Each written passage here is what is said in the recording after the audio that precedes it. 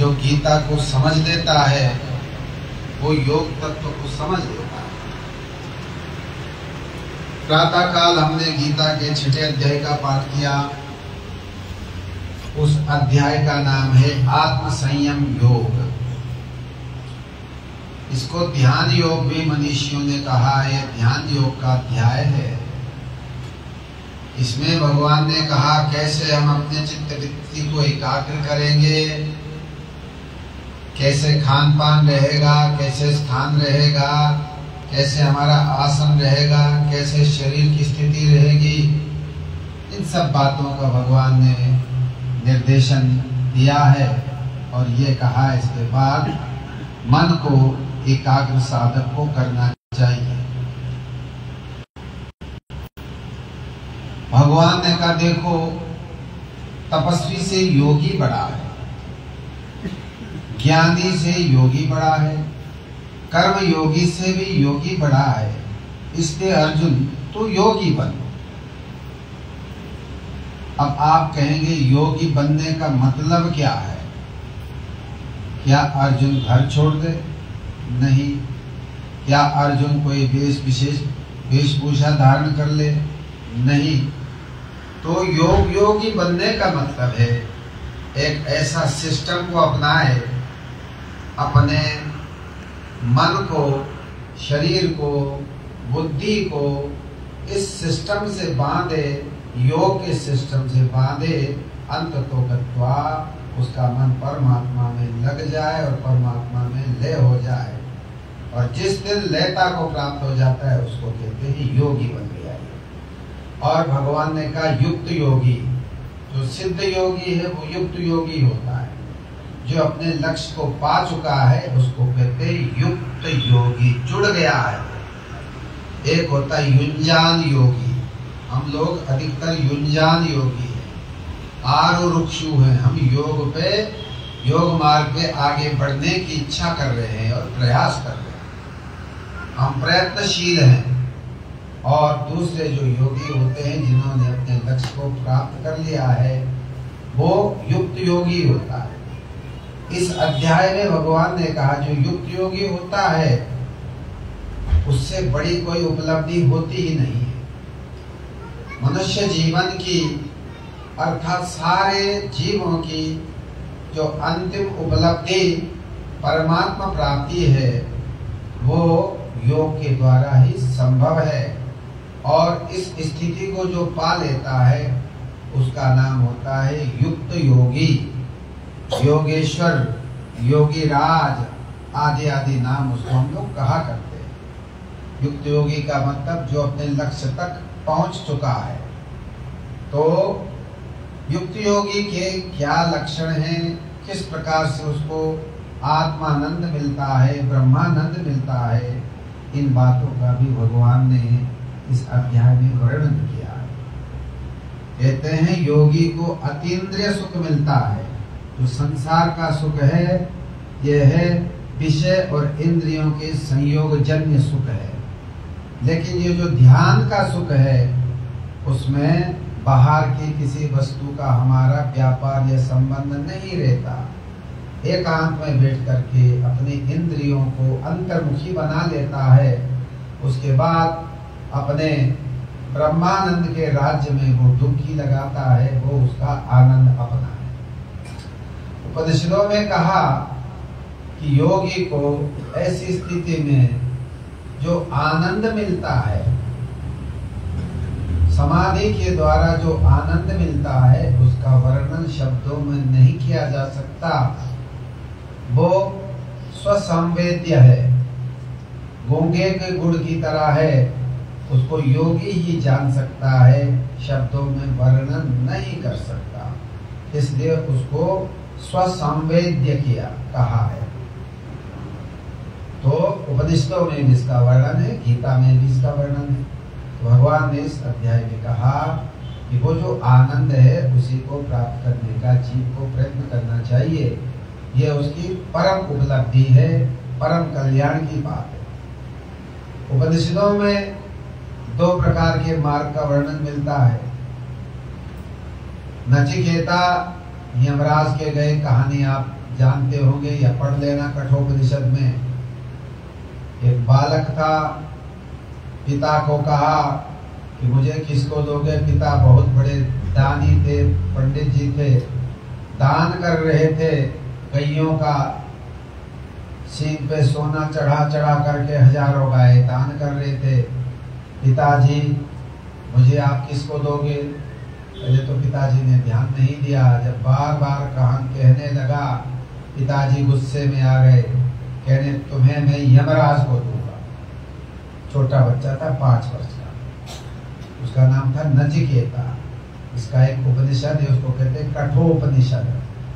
ये योग से संबंधित उपनिषद है। 108 उपनिषद है हमारे साहित्य में, उसमें 20-30 ऐसे उपनिषद हैं जहाँ योग का ही वर्णन है।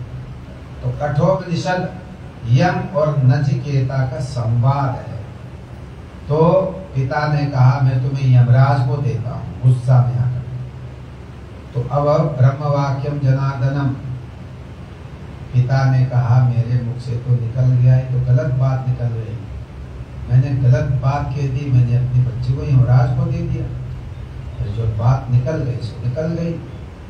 बच्चा तो बड़ा बुद्धिमान था, कहने लगे पिताजी आपने मुझे यमराज को दिया, मैं यमराज के पास ही जाऊंगा और मैं ऐसा विद्या सीखूंगा जिससे मेरा कभी जन्म मरण नहीं हो। ऐसे विद्या मैं सीखना चाहता हूँ। सुना है यमराज के पास, धर्मराज के पास ऐसा कोई ज्ञान भी है। तो ऐसा निर्णय करके, निश्चित करके वो यमपुरी पहुंच गया। यमपुरी पहुंचा, यमराज वहां कहीं टूर पर गए हुए थे, कहीं मोदी की तरह कहीं विदेश में गए हुए, तो वो थे नहीं। 3 दिन हो गए बच्चे को, छोटा बच्चा भूखा प्यासा रहा।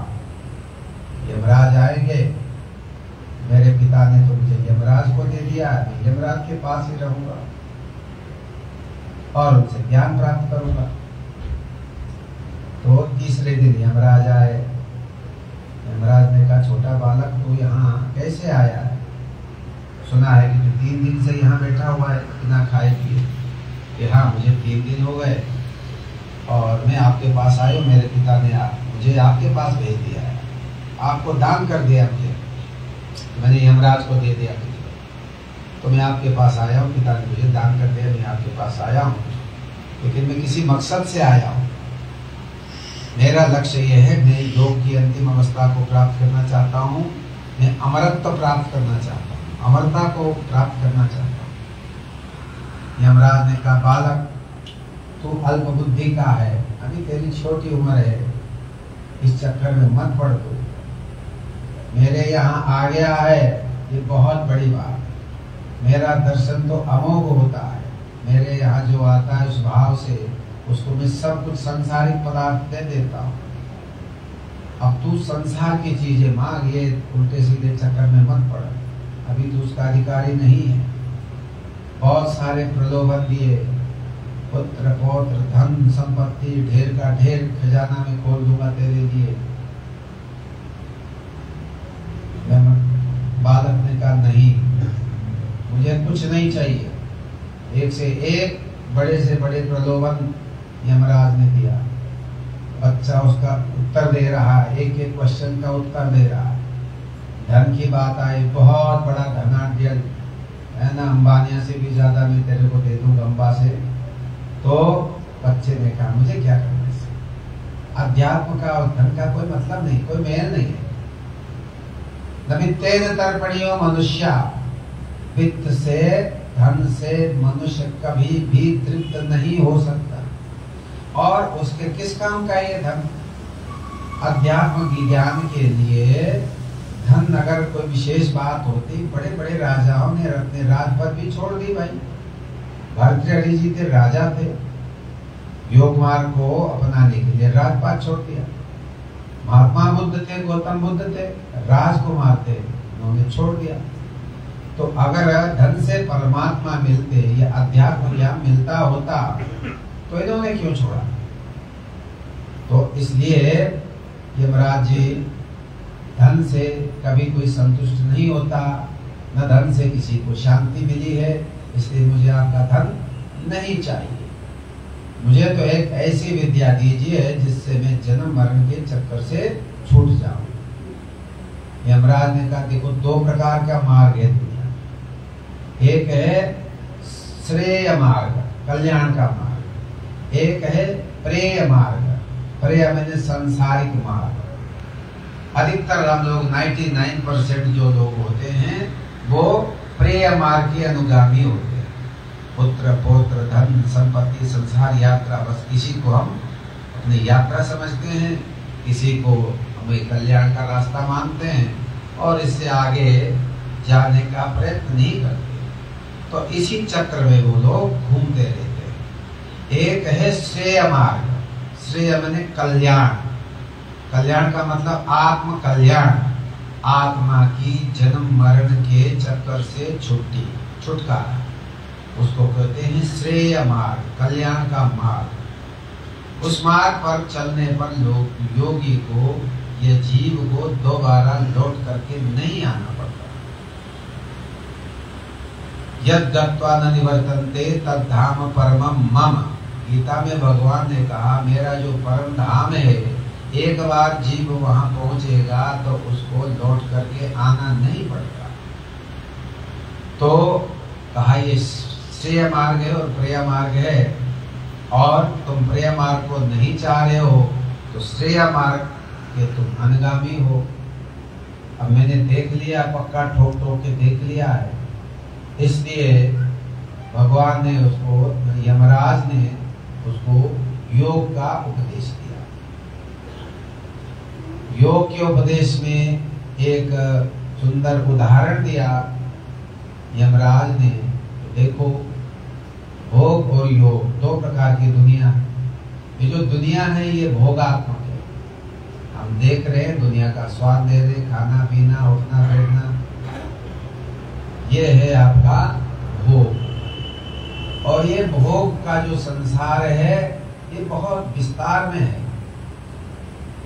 चिदवसानो भोगा कहा गया, चित्त के साक्षात तक सब भोग ही भोग है। मैंने ये अभी मुक्ति का मार्ग नहीं है।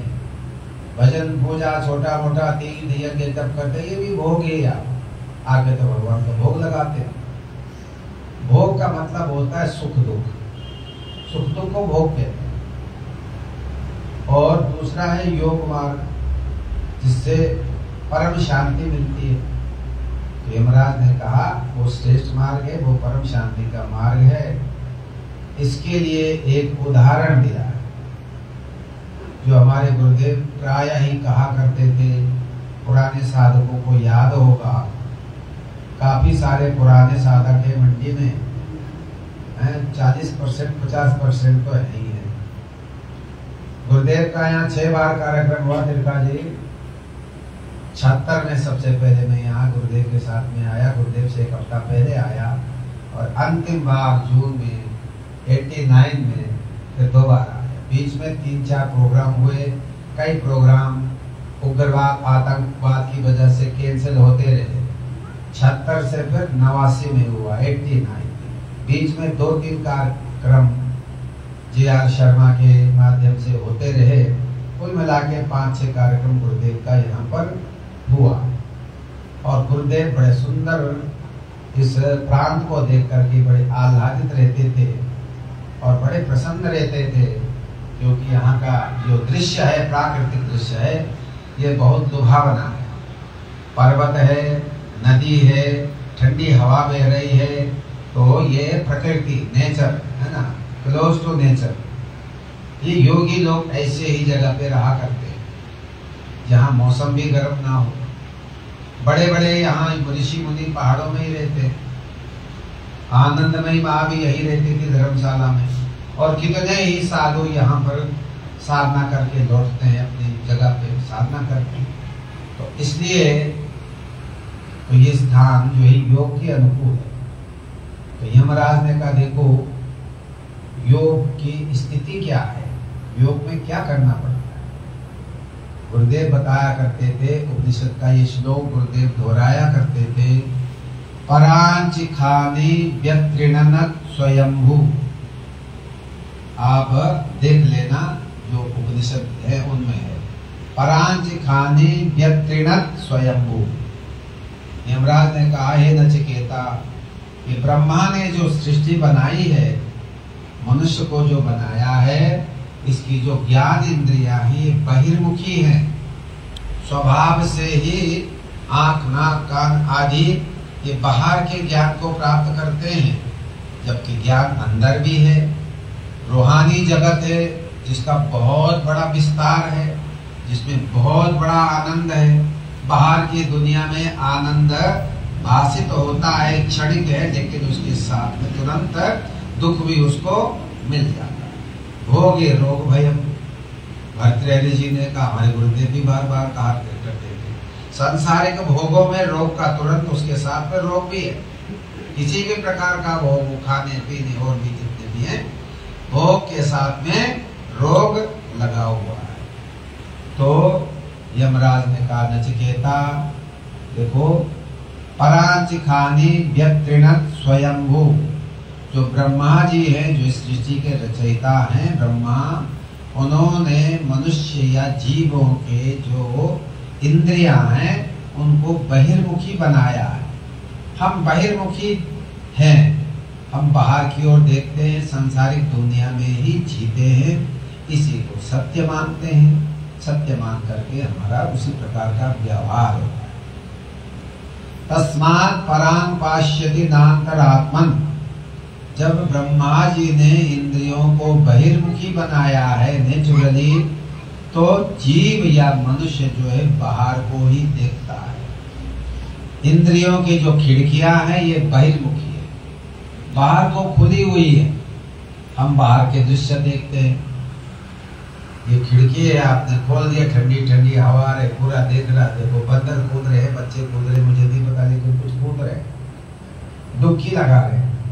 बंदर भी हो सकते, बच्चे भी होते, मुझे यहाँ से पहचान नहीं होती। बंदर है, बच्चे भी होते हैं, बच्चे भी रहते हैं। तो ब्रह्मा जी ने जो है हमारे इंद्रियों के द्वार बाहर की ओर खोल कर रखे हैं।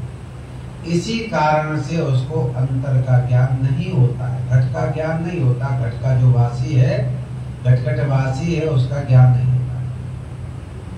अब कहते हैं इसके बाद, तस्मात् परां पाश्यति नान्तरात्। अपने आत्मा को नहीं देख पाता क्योंकि उसकी बहिर्मुखी इंद्रियां हैं, उसकी वृत्ति भी बहिर्मुखी है।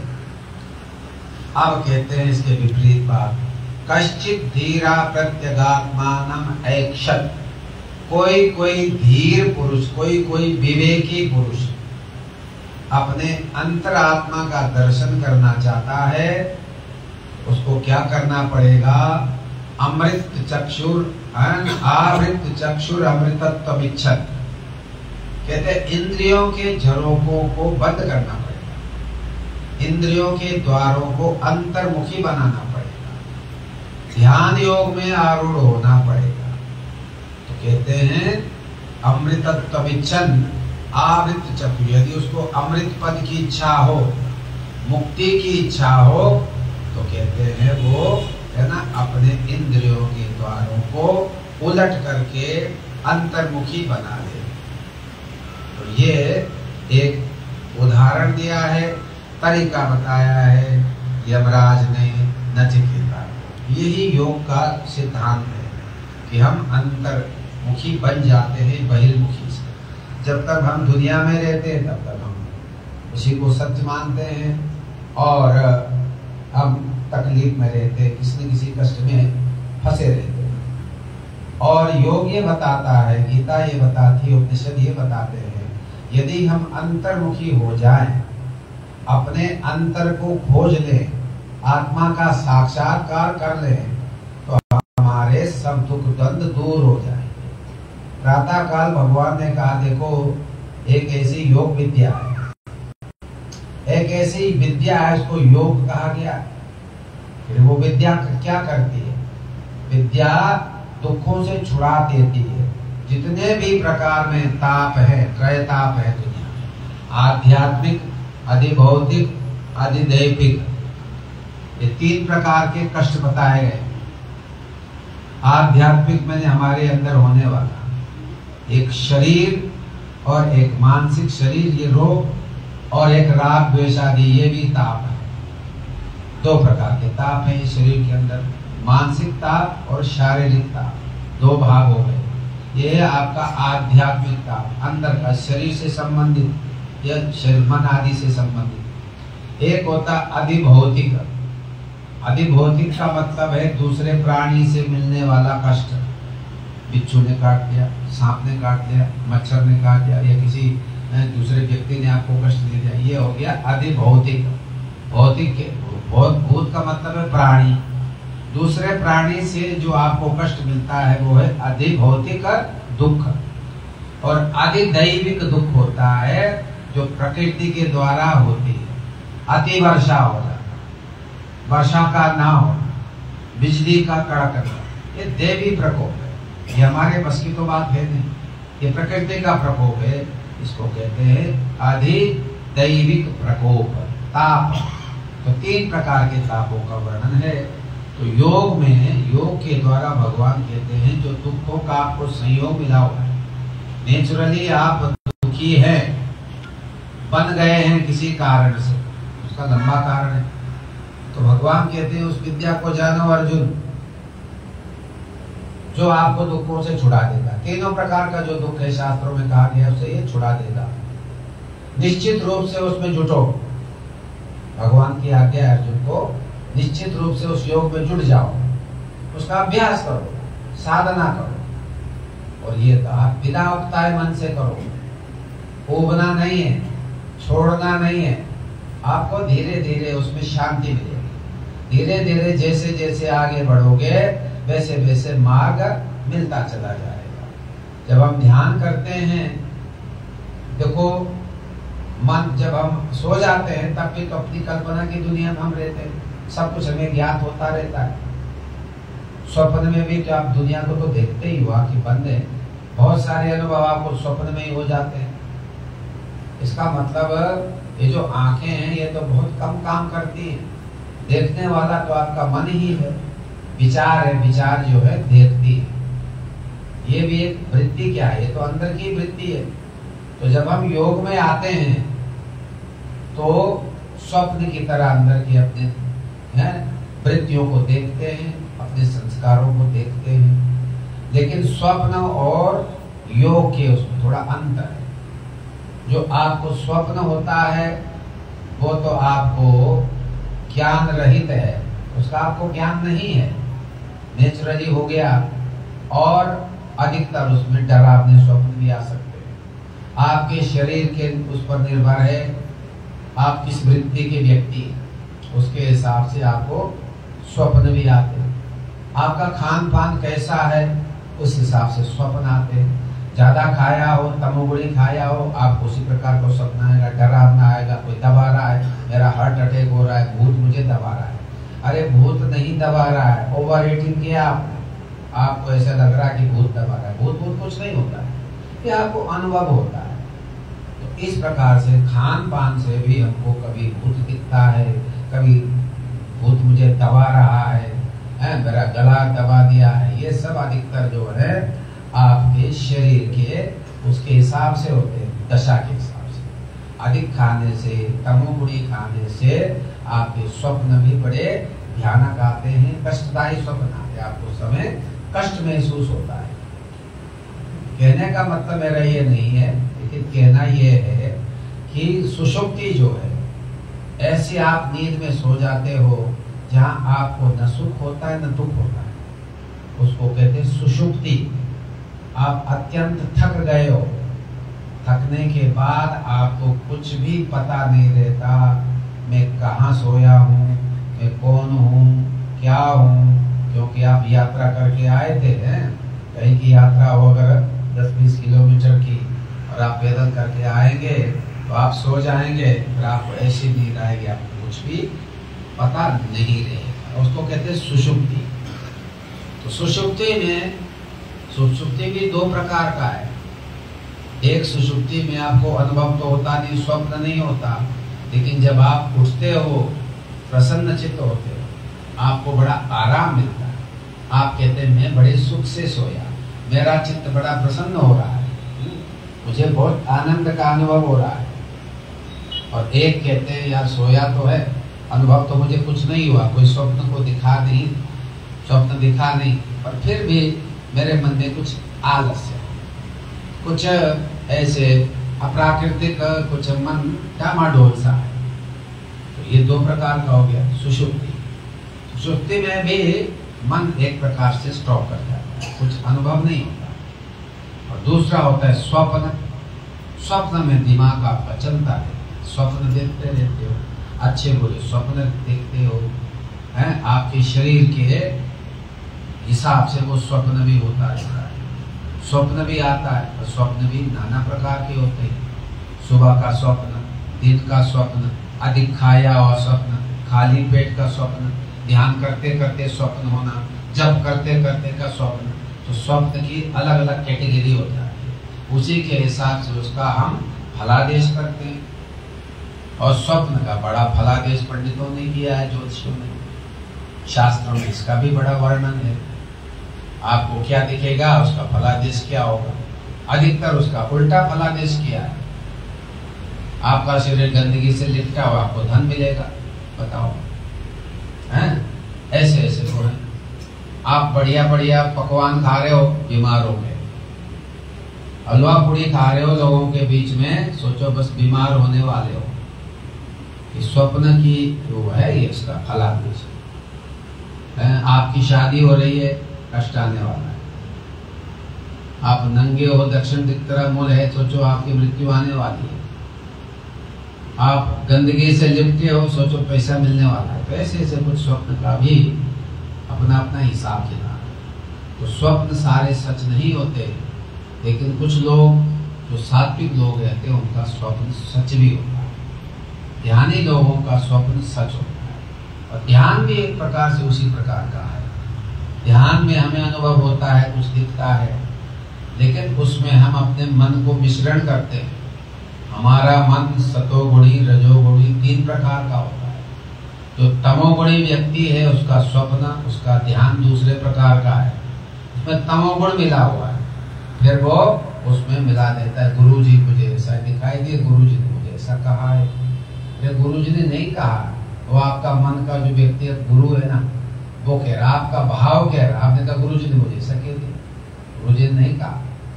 वो आपके तमोगुण वृत्ति है, उसमें आप गुरु को खामखा मिला रहे हो। तो तमोगुण, रजोगुण और सतोगुण तीन प्रकार की वृत्ति है, तीन प्रकार के गुण हैं। उसी प्रकार से हमारे तीन प्रकार के विचारों की कैटेगरी है। तो जब हम योग में आगे बढ़ते हैं तो हम सबसे पहला ये करते हैं कि हमारा तमोगुण दूर हो जाए। तमोगुण क्या लाता है? खान पान की गड़बड़ी से तमोगुण होता है। जो सतोगुणी व्यक्ति है उसका शरीर हल्का होता है, उसका चित्त प्रसन्न होता है, उसका परमात्मा में विश्वास होता है, धार्मिक भाव होते हैं, उसको कुछ अच्छे काम कर गुजरने की उसकी इच्छा होती है। ये हो गया सतोगुण का। और तमोगुण में व्यक्ति कुछ करना ही नहीं चाहता, लड़ाई करता है, सोता है, ओवर ईटिंग करता है, नशा करता है और लड़ाई करता है। प्रमादालस्य निद्रा भी तन्निवदनाति भारत। हे अर्जुन, जो तमोगुणी व्यक्ति है ना, ये तो पशु के बराबर है, पशु ही है। देखने को आदमी जरूर है, लेकिन पशु से भी बदतर है वो। उसको कहते हैं तमोगुणी व्यक्ति। एक दूसरे प्रकार का थोड़ा ऊंचे कैटेगरी का है, उसको हम कहते हैं रजोगुणी व्यक्ति। क्योंकि रजोगुणी व्यक्ति रजोगुणी ही होता है। जो इस दुनिया का आदमी है अधिकतर एक्शन वाला होता है, एक्शन करता रहता है, कुछ न कुछ एक्टिविटीज करता रहता है, क्योंकि इसके स्वभाव में है। और उसको उपलब्धि भी होती है, तभी तो वो लगा रहता है, उसको कहते हैं रजोगुण। लेकिन इसका भी भगवान ने कहा रजसस्तु फलम दुःखम, इससे भी शांति नहीं मिलती है। कितना ही कर लो, कितना ही प्राप्त कर लो, कितना ही कर लो, उसके रजसस्तु फलम दुःखम अज्ञानम तमसा फलम। तमोगुण का परिणाम है अज्ञान और रजोगुण का फल है दुख। भगवान ने कहा भाई तीसरा एक और है जिसको कहते हैं सतोगुण। कहते सतोगुण बहुत अच्छी चीज है। सतोगुण देवताओं में होता है, योगियों में होता है, विद्वानों में होता है। सतोगुण क्या करता है? गीता में भगवान ने कहा तत्र सत्वम निर्मलत्वात् प्रकाशकम अनामयम। सतोगुण जब बढ़ जाता है शरीर के अंदर, मनुष्य के अंदर, बुद्धि के अंदर, तो कहते हैं सतोगुण निर्मलता देता है, स्वच्छता देता है आपके विचार, आपकी बुद्धि को स्वच्छ बनाता है सतोगुण, और प्रकाशक होता है। सतोगुण प्रकाश देता है, बुद्धि में, मन में प्रकाश देता है, आपके अंदर डिवाइनिटी देता है, दिव्यता देता है, प्रकाश देता है।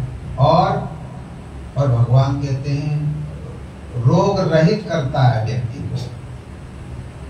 अनामयम, आमय कहते हैं रोग, अनामय के मतलब रोग रहित। जहाँ सतोगुण है वहाँ रोग नहीं होगा। हमारे गुरुदेव उन व्यक्तियों से, ब्रह्मचारियों से, गृहस्थों से नाराज रहते जो रोज रोगी रहते थे। कहते तुम मंत्र जाप नहीं करते हो, तुम साधन नहीं करते हो, तुम्हारे अंदर रजोगुण तमोगुण है, इसलिए तुम रोगी हो गए। तो रोगी होना एक प्रकार से पाप है। आपके लिए वो कष्ट, शरीर को कष्ट दे रहे हो, दूसरों को भी कष्ट दे रहे हो।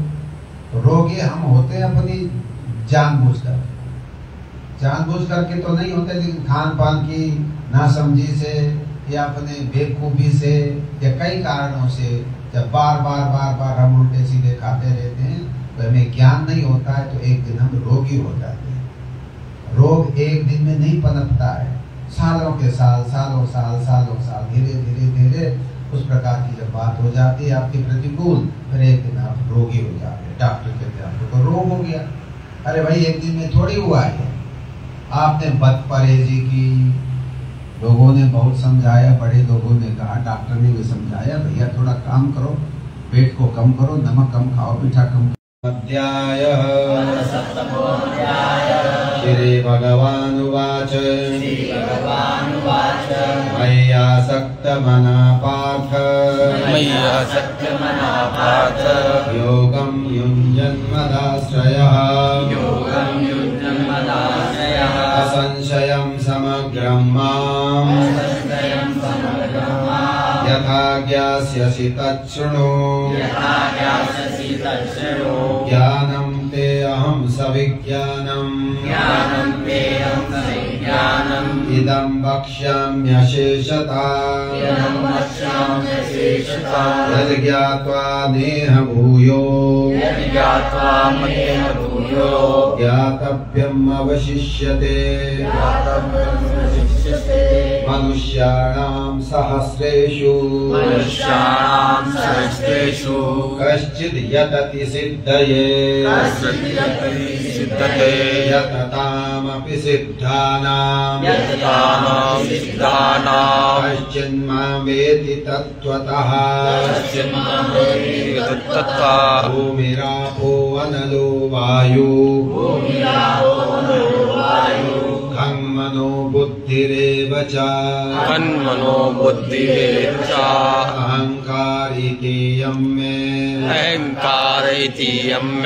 भिन्ना प्रकृतिरष्टधा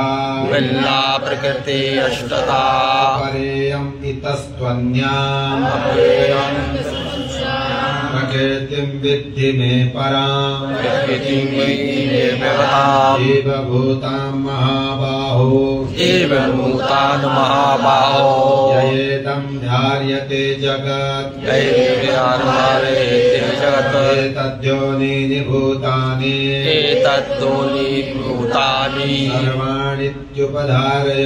सर्वाणि अहं कृष्णस्य जगतः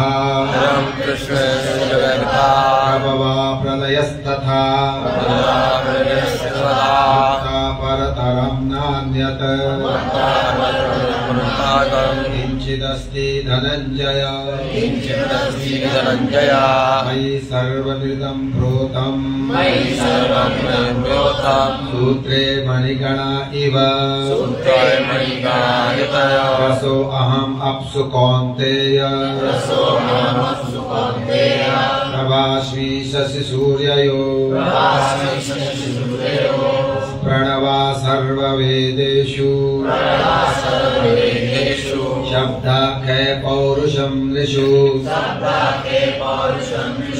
पुण्य पुण्यो गन्धा पृथिव्यां च तेजश्चास्मि विभावसौ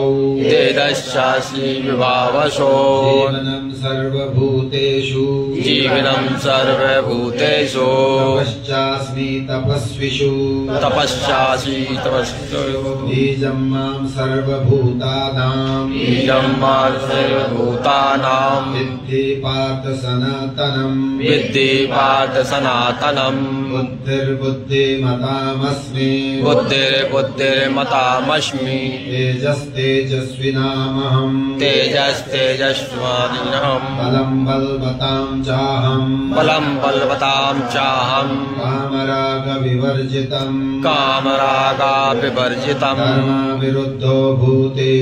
धर्मविरुद्धो भूतेषु कामोऽस्मि भरतर्षभ चैव सात्विका भावा राजसास्तामसाश्च ये मत्त एवेति तान् विद्धि न तु अहं तेषु ते मयि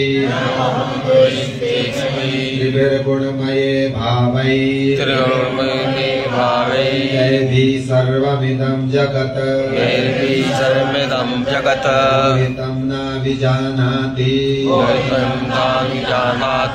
मामेभ्यः परमव्ययम् देवी एषा गुणमयी मम माया दुरत्यया मामेव्ये प्रपद्यन्ते मायाम् एतां तरन्ति ते मां दुष्कृतिनो मूढा प्रपद्यन्ते नराधमा मायया अपहृतज्ञाना आसुरं भावमाश्रितः चतुर्विधा भजन्ते मां जनः सुकृतिनो अर्जुन भावो जिज्ञासुरर्थार्थी ज्ञानी च भरतर्षभ तेषां ज्ञानी नित्ययुक्ता एकभक्तिर्विशिष्यते प्रियो हि ज्ञानिनोऽत्यर्थम् अहं स च मम प्रियः उदारा सर्वैवेते ज्ञानी तु आत्मैव मे मतम् आस्मिता संयुक्तात्मा मामेव अनुत्तमां गतिम् बहूनां जन्मनामन्ते ज्ञानवान् मां प्रपद्यते वासुदेवा सर्वमिति सा महात्मा सुदुर्लभा मामेते हृतज्ञाना प्रपद्यन्त्यन्यदेवता तं नियममास्थाय प्रकृत्या नियता स्वया यो यां तनुं भक्ता श्रद्धया अर्चितुमिच्छति तस्य चलां श्रद्धां मामेऽपि ददाम्यहम् सतया श्रद्धया युक्ता तस्याराधनमीयते लभते च तथा कामान् मय्येभितानि तान् अन्तवत्तु फलं तेषां भवत्यल्पमेधसाम् देवान् देवयजो यान्ति मद्भक्ता यान्ति मामपि अव्यक्तं व्यक्तिमापन्नं व्यक्तमापदमनम् मन्यन्ते मां बुद्धयः मन्यन्ते मां बुद्धया परं भावमजानन्तो परं भावमजानन्तो मम अव्ययम् अनुत्तमम् अव्ययम् अनुत्तमम् अहं प्रकाशः सर्वस्य नाम प्रकाशः सर्वस्य योगमाया समावृता योगमाया समावृता मूढोऽयं नाभिजानाति जानाति लोको माम् अजम् अव्ययम् लोको माम् अव्ययम् वेदाहमसिमतीतानि वेदाहं समवेतानि वर्तमानानि च अर्जुन वर्तमानानि अर्जुन भविष्याणि च भूतानि भविष्याणि च भूतानि मां तु वेद न कश्चन मां तु वेद न कश्चित् इच्छा द्वेष समुत्थेन इच्छा दोष समुत्थेन द्वन्द्वमोहेन भारत द्वन्द्वमोहेन भारत सर्वभूतानि सम्मोहम् सर्वभूतानि सम्मोहम् सर्गे यान्ति परन्तप सर्गे यान्ति परन्तप येषां तु अन्तगतं पापम् येषां गन्तुं पापम् जनानां पुण्यकर्मणां जनानां पूर्णकर्मणां ते द्वन्द्वमोहनिर्मुक्ता ये द्वन्द्वमुक्ता भजन्ते मां दृढव्रताः भजन्ते मां दृढव्रता जरामरणमोक्षाय जरामरणमोक्षाय मामाश्रित्य यतन्ति ये मामाश्रित्य यतन्ति ते ब्रह्म तद्विदुः कृष्णम् अध्यात्मम् कर्म चाखिलम् साधिभूतादिदैवं मां साभूतानि देवं साधियज्ञं च ये विदुः साधियज्ञं च ये विदुः प्रयाणकाले अपि च मां प्रयाणकाले अपि च ते विदुर्युक्तचेतसा ते विदुर्युक्तचेतसा।